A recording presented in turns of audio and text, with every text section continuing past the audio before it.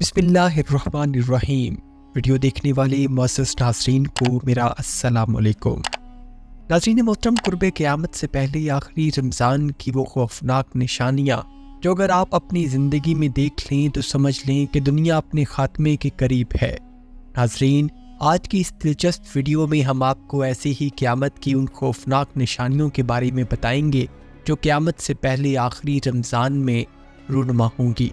قیامت ایک ایسی حقیقت ہے جس کے بارے میں اللہ نے بار بار اپنی خلقت کو آگاہ کیا ہے، اور ہمارے آقا دو جہاں حضرت محمد صلی اللہ علیہ وآلہ وسلم نے بھی بار بار اپنی امت کو اس دن کے بارے میں بتایا ہے۔ یہ ایک ایسی حقیقت ہے جس پر مسلمان تو کیا کافر بھی، چاہے وہ ملحد ہی کیوں نہ ہو، یہ بات مانتے ہیں کہ دنیا ایک دن تباہ ہو جائے گی اور سب کچھ ختم ہو جائے گا، چاہے وہ یہ سب کچھ سائنسی طور پر پیشن گوئی کر کے ہی کیوں نہ مانتے ہوں کہ سورج کا ایندھن جب ختم ہو جائے گا تو زمین خود بخود ختم ہو جائے گی، کیونکہ سورج کی گرمی ہی اس دنیا کے نظام کو چلا رہی ہے، اور ان کا اس بات پر بھی ایمان ہے کہ دنیا میں آنے والی قیامت سے بچنا ناممکن ہے جو ہو کر رہے گا۔ ناظرین، آسمانی مذاہب کو ماننے والے جس میں مسلمان، یہودی اور عیسائی شامل ہیں، ان کے ایمان کا بھی یہ حصہ ہے کہ قیامت آئے گی اور دنیا کی بساط کو ایک دن لپیٹ دیا جائے گا اور پھر سب کا حساب بھی ہوگا۔ آج کی ویڈیو میں ہم آپ کو بتائیں گے کہ ہمارے پیارے آقا دو جہاں حضرت محمد صلی اللہ علیہ وآلہ وسلم نے قیامت سے متعلق کون کون سی پیشن گوئیاں فرما رکھی ہیں، اور ان پیشن گوئیوں میں علامات صغریٰ میں آنے والا آخری رمضان المبارک کس طرح سے بڑی اہمیت کا حامل ہوگا۔ اس رمضان المبارک میں ایسی کون کون سی نشانیوں کا ظہور ہوگا کہ جس سے کوئی شخص بھی بچ نہیں پائے گا، اور ان نشانیوں سے پوری دنیا کے لوگوں پر کیا اثرات مرتب ہوں گے، اور اس رمضان میں تمام علامات پوری ہونے کے بعد کیا کچھ ظہور پذیر ہوگا اور دنیا کی کیا حالت ہوگی۔ اور اس ویڈیو میں آپ کو اس بارے میں بھی آگاہ کریں گے کہ حضرت محمد صلی اللہ علیہ وآلہ وسلم نے آخری رمضان المبارک میں سب کچھ دیکھ لینے کے بعد 1 سال کا رزق ذخیرہ کرنے کا حکم کیوں دیا ہے۔ ناظرین، اگر ہم احادیث مبارکہ کا بغور مطالعہ کریں اور قیامت سے متعلق احادیث کو بہت اچھی طرح سے جانچیں تو ہمیں اندازہ ہوگا کہ علامات قیامت 3 طرح کی ہیں۔ ایک وہ علامات ہیں جو قیامت کے آنے سے بہت عرصہ پہلے ظہور پذیر ہوں گی، اور کچھ علامات ایسی ہیں جو قیامت کے آنے سے کچھ عرصہ پہلے ظہور پذیر ہوں گی، جن کو علامات صغریٰ کہا جاتا ہے، اور اس کے بعد ایسی علامات ہیں جو بہت بڑی بڑی علامات ہوں گی جس کے فوراً بعد قیامت آ کر رہے گی، اور ان علامات کو علامات کبریٰ کہا جاتا ہے۔ دوستو، آج کی ویڈیو کا موضوع علامات صغریٰ کی وہ آخری علامت ہے جس کے پورا ہونے کے بعد علامات کبریٰ کا آغاز ہو جائے گا۔ علامات صغریٰ کی آخری علامت یعنی آخری رمضان المبارک اس قدر خوفناک ہوگا کہ پوری دنیا دہل کر رہ جائے گی۔ حضرت انس بن مالک رضی اللہ عنہ سے روایت ہے کہ آپ صلی اللہ علیہ وآلہ وسلم نے ارشاد فرمایا کہ قیامت جب قریب ہوگی تو دنیا بھر میں زلزلوں کی کثرت ہو جائے گی، اور تبھی علامات صغریٰ کی آخری علامت یعنی رمضان المبارک کے مہینے کا ظہور ہوگا، جس کے بعد علامات کبریٰ کا آغاز ہو جائے گا،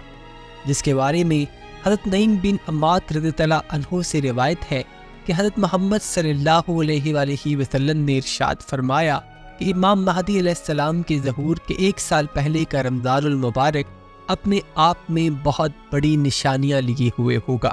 اس آخری رمضان المبارک میں ایک ایسی خوفناک آواز دنیا بھر کے لوگ سنیں گے کہ اس کا اثر پوری دنیا کے لوگوں پر ہوگا۔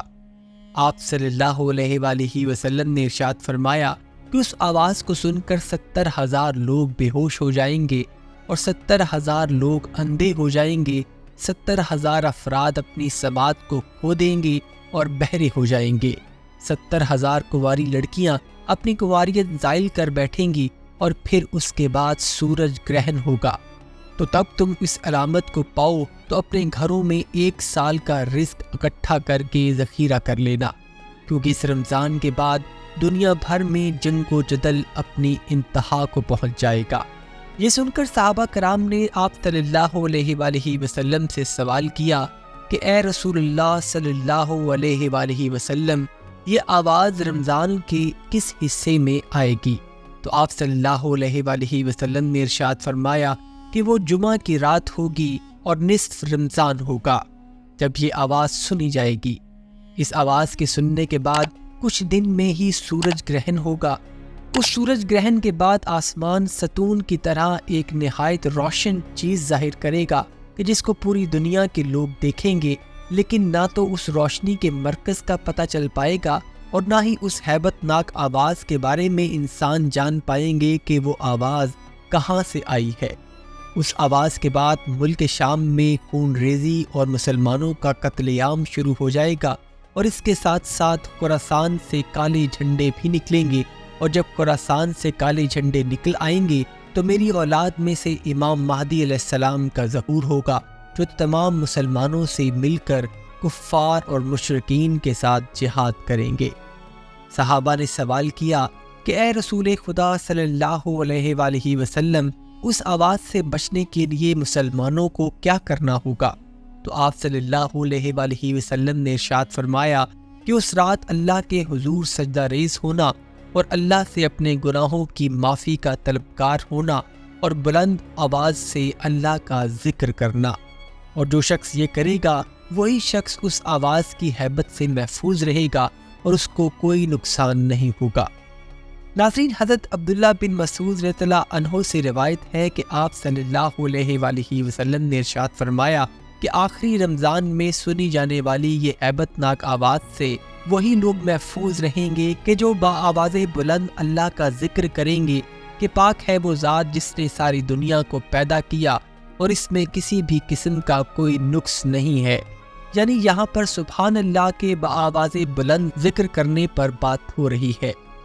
ناظرین، آپ صلی اللہ علیہ وآلہ وسلم کی حدیث میں یہ بیان واضح ہے کہ جب امام مہدی علیہ السلام کا ظہور قریب ہوگا تب ملک شام میں مسلمانوں پر جنگ مسلط کر دی جائے گی اور مسلمانوں کا خون پانی سے بھی زیادہ سستا ہو جائے گا۔ اسی وقت خراسان کے علاقے سے کالے جھنڈے نکلیں گے جو دمشق پہنچنے پر امام مہدی علیہ السلام کے لشکر میں شامل ہو جائیں گے۔ پھر ہر مومن اور مسلمان کہ جس کے دل میں ایمان ہوگا وہ حضرت امام مہدی علیہ السلام کے ساتھ مل کر مشرکین کے خلاف جہاد کرے گا۔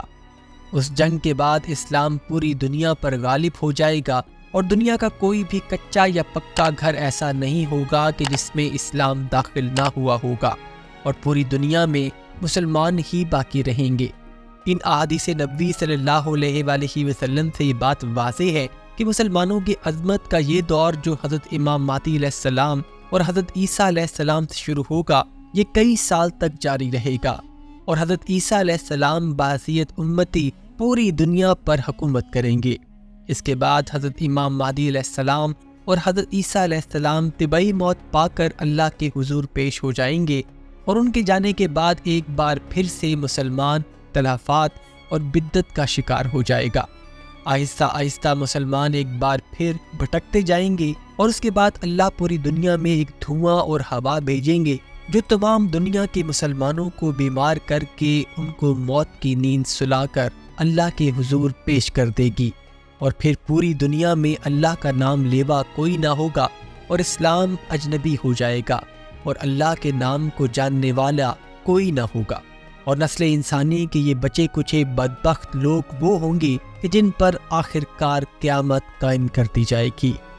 اللہ سبحانہ و تعالیٰ سے دعا ہے کہ وہ ہمیں نیک عمل کرنے کی توفیق عطا فرمائے۔